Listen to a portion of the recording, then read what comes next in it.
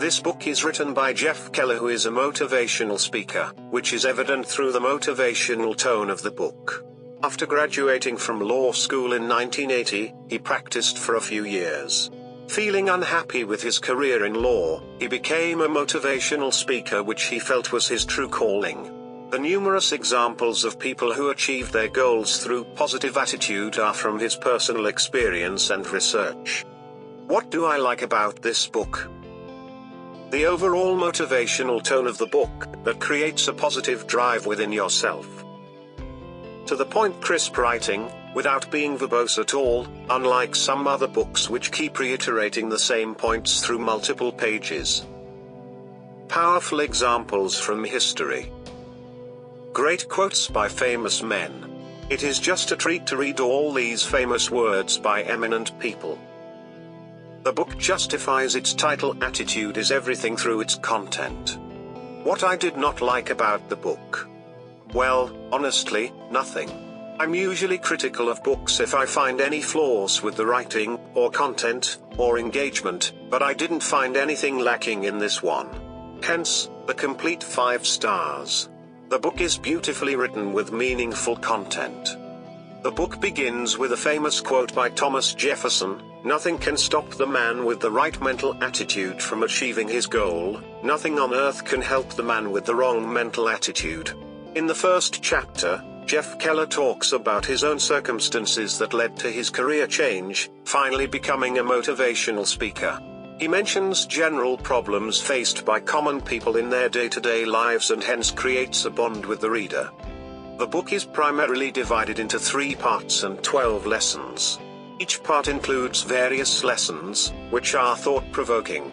The basic message conveyed through these 3 parts and lessons is, when you think, speak, and act in ways that support your success, you're firing on all cylinders and on the way to achieving phenomenal results in your life. Part 1, Success begins in the mind, thinking. In this part, the author tries to teach us that success begins in the mind, and he focuses on the power of attitude and belief in shaping your destiny. Lesson 1, your attitude is your window to the world. Attitude is like a mental filter through which you experience the world around you. Some people see the world through a filter of optimism while others have a more pessimist outlook. A person with positive attitude thinks I can while the others think I can't. We all start off with a clean window when we are young, and as we grow old, life throws some dirt on the window, like criticism, ridicule from peers, rejections, disappointments, and we start doubting our capabilities. We start having negative outlook towards things, and we are not as confident as we used to be earlier. The advice given in the lesson is to wash our mental window, so we can control our mental attitude. Every human being has the power to choose his attitude.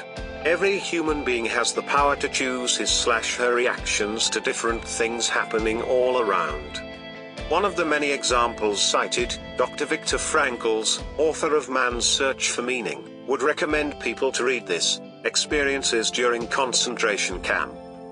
Lesson 2, You are a human magnet. The message of this lesson can be summed up in a single quote by Earl Nightingale: "We become what we think about." Jeff states the idea of dominant thought. He says, your dominant thoughts rule the day. Your beliefs brought you to where you are today, and your thinking from this point forward will take you where you will be in the future. As human magnets, we have the power to attract success through our thoughts. If you think about positive things, positive outcomes, success, same shall follow. However, he rightly warns against the expectation of overnight success too. Lesson 3, Picture your way to success. The author asks the readers to create mental movies in the mind, picturing things and milestones they wish to achieve. At the same time, we have to get rid of our old rubbish mental images, which remind us of failure, negativity, and disappointments. One of the many examples cited, story of singer Celine Dion, where she mentions that from the age of 5, she had always imagined singing in front of houseful audience, receiving multiple awards and becoming a superstar. Another example quoted is of Jim Carrey, who wrote a post-dated check to himself for $10 million, which acted as a source of inspiration for him. Lesson 4, make a commitment and you will move mountains. Jeff mentions the book The Ultimate Secret to Getting Absolutely Everything You Want by Mike M. Markey. He says, the key to getting what you want is the willingness to do whatever it takes to accomplish your goals. When you commit to something, positive events start happening, the whole universe conspires to make it happen. He gives the example of Benjamin Roll, who cleared the Bar Council exam in his 14th attempt at the age of 74. Another example cited is that of Baldacci, who became a writer by learning the craft of writing through sheer commitment. Lesson 5, turn your problems into opportunities. Whenever something goes wrong, we start questioning ourselves, our circumstances, and at times our luck. In such a situation, we have two choices: 1. Keep feeling miserable, or 2. Learn a lesson from the problem and move on. A problem should be seen as an opportunity to learn, improve, and do something better next time. Adversity encourages us to make necessary changes in our life, tap our hidden potential. It teaches us to be grateful for the small things and helps us build self-esteem and confidence. As Napoleon said, every adversity carries with it the seed of an equivalent or greater benefit. Part 2, watch your words, speaking. In this part, the author focuses on what we speak. What we say directly shows how we think and precedes our actions. Lesson 6, your words blaze trails. The author says that words have immense power. They can build your future, destroy opportunities, or help maintain the status quo. Your choice of words defines your personality. Always remember, thoughts greater than words, greater than beliefs, greater than actions, greater than results. The author cites an inspirational example of Kent Cullers, a scientist at NASA. Lesson 7, how are you? Jeff says that this question is the most frequently asked questions to any person, and what reply a person gives to this question is extremely important. Now, a reply to this question can be positive, mediocre, or negative. We should avoid negative answers as they drain the energy of others as well. Jeff says that we should always reply to this question with words such as terrific or great or other such positive words. This will help boost our confidence and create a positive outlook. Lesson 8, stop complaining. Nobody wants to hear about our pains and problems. As William Penn said, the secret of happiness is to count your blessings while others are adding up their troubles. Jeff says that complaining is a major problem in all of us, whereas it doesn't help anyone.